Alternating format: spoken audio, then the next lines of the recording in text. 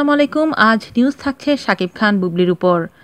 ঢালিউডের জনপ্রিয় জুটি শাকিব খান ও বুবলি জুটির নতুন ছবি শুটিং শুরু হচ্ছে।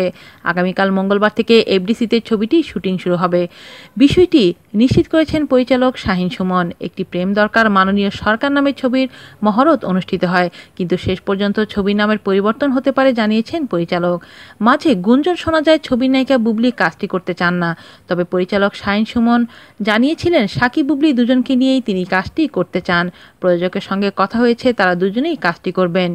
পরিচালক বলেন, শাকিব খানের সঙ্গে আমার বোঝাপড়াটা বেশ ভালো, একসঙ্গে অনেক ছবিতেই কাজ করা হয়েছে। আমার চাওয়াটা শাকিব ভালো বোঝেন। আশা করছি অতীতের অন্যান্য ছবির মতো নতুন ছবিটিও দর্শকরা পছন্দ করবেন। সবশেষ শাহিন সুমনের পরিচালনায় 2015 সালে লাভ ম্যারেজ ছবিতে অভিনয় করেন শাকিব খান। নতুন ছবিটি এই নায়ক পরিচালক জুটির একসঙ্গে 21তম ছবি হতে যাচ্ছে। শাহিন সুমনের পরিচালনায় শাকিব অভিনীত লাভ ম্যারেজ, নষ্ট, খোদার পরে মা, মনে বড় কষ্ট, এক বুক জ্বালা, টাইগার নাম্বার 1, সন্তান আমার অহংকার ছবিগুলো উল্লেখযোগ্য। আজ এ পর্যন্তই। আল্লাহ হাফেজ।